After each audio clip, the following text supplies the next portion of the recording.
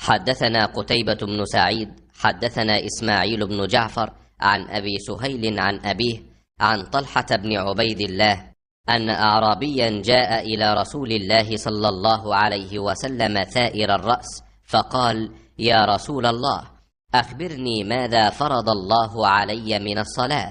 فقال: الصلوات الخمس إلا أن تطوع شيئا. فقال: أخبرني بما فرض الله علي من الصيام؟ فقال: شهر رمضان إلا أن تطوع شيئا. فقال: أخبرني بما فرض الله علي من الزكاة؟ فقال: فأخبره رسول الله صلى الله عليه وسلم شرائع الإسلام.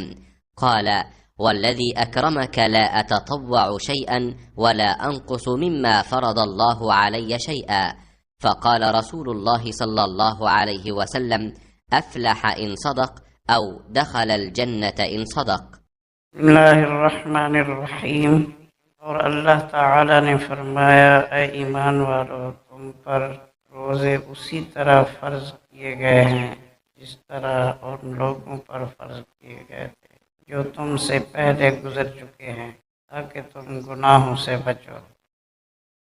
اسماعیل بن جعفر نے بیان کیا، ان سے ابو سہیل نے، ان سے ان کے والد مالک نے، اور ان سے طلحہ بن عبید اللہ رضی اللہ عنہ نے کہ ایک اعرابی پریشان حال، بال بکھرے ہوئے رسول اللہ صلی اللہ علیہ وسلم کی خدمت میں حاضر ہوا۔ اس نے پوچھا: یا رسول اللہ صلی اللہ علیہ وسلم، بتائیے مجھ پر اللہ تعالیٰ نے کتنی نمازیں فرض کی ہیں؟ آپ صلی اللہ علیہ وسلم نے فرمایا کہ 5 نمازیں، یہ اور بات ہے کہ تم اپنی طرف سے نفل پڑھ لو۔ پھر اس نے کہا: بتائیے اللہ تعالیٰ نے مجھ پر روزے کتنے فرض کیے ہیں؟ حضرت صلی اللہ علیہ وسلم نے فرمایا کہ رمضان کے مہینے کے، یہ اور بات ہے کہ تم خود اپنے طور پر کچھ نفلی روزے اور بھی رکھ لو۔ پھر اس نے پوچھا: اور بتائیے زکوٰۃ کس طرح مجھ پر اللہ تعالیٰ نے فرض کی ہے؟ آپ صلی اللہ علیہ وسلم نے اسے شرع اسلام کی باتیں بتا دیں۔ جب اس اعرابی نے کہا: اس ذات کی قسم جس نے آپ صلی اللہ علیہ وسلم کو عزت دی، نہ میں اس سے جو اللہ تعالیٰ نے مجھ پر فرض کر دیا ہے کچھ بڑھاؤں گا اور نہ گھٹاؤں گا۔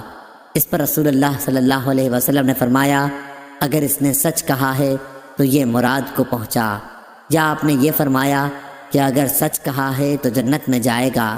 صحیح بخاری، حدیث نمبر 1891۔